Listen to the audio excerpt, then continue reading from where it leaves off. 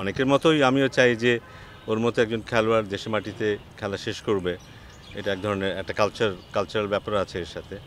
But unfortunately অনিবার্য কারণবশত সেটা হয়তো এই মুহূর্তে সেই সম্ভাবনা দেখছি না। যদিও আমি সম্ভাবনা উড়িয়ে দিচ্ছি না। কারণ ক্রিকেট বোর্ড বলেছে যে তারা যে ধরনের সিকিউরিটি সাকিব চাচ্ছে, যে ধরনের নিরাপত্তা সাকিব চাচ্ছে, সেটা ক্রিকেট বোর্ডের পক্ষে হয়তো স্বাভাবিকভাবে দেওয়া সম্ভব না।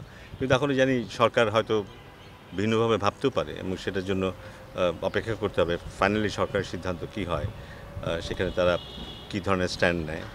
যে কোনো স্ট্যান্ডই হতে পারে এবং যে কোনো খাতেই সেটা যৌক্তিকতা আছে। যদি সরকার বলে যে না, ওকে সেই নিরাপত্তা দেওয়া সম্ভব না, সেটাও যুক্তিসঙ্গত হবে। আবার সরকার যদি বলে না, তার মতো একজন খেলোয়াড়কে আমরা সেই রেসপেক্টটা দিতে চাই, সেভাবেই তার বিদায়টা হোক আমরা চাই, সেটাও যুক্তিসঙ্গত। সো যে কোনোটাই হতে পারে। অসম্ভব তো বলবো না, বাট এটা মনে রাখতে হবে যে হি ইজ নাম্বার ওয়ান। বহু বছর ধরে পৃথিবীর সেরা খেলোয়াড়দের মধ্যে একজন।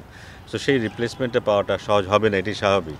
খুব সহজ যদি হয়ে যেত তাহলে সাকিবকে নিয়ে আমরা এতটা আলোচনা করতাম না, কিন্তু খুব সহজ না। এই জন্য বোধহয় নিশ্চিত করে বলাটা খুব মুশকিল যে তার জায়গাটা যে নেবে সে কেমন করবে।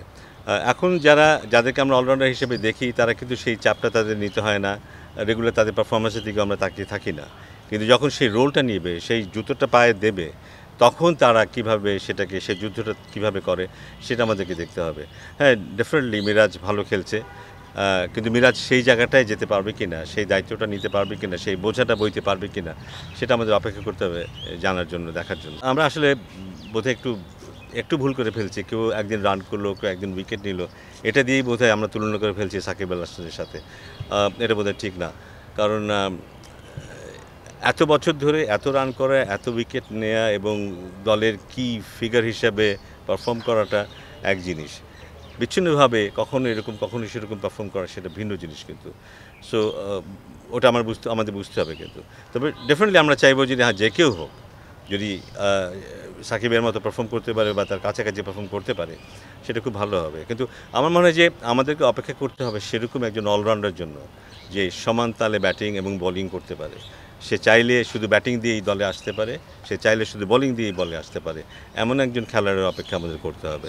বাংলাদেশ ক্রিকেট একটা জায়গায় এসছে এবং সাকিবের সেখানে একটা অবদান তো ডেফিনেটলি আছে। শুধু সাকিব না, আরও অনেকেরই আছে। বাট আমরা বুঝি যে সাকিবের ব্র্যান্ড ভ্যালুটা আলাদা।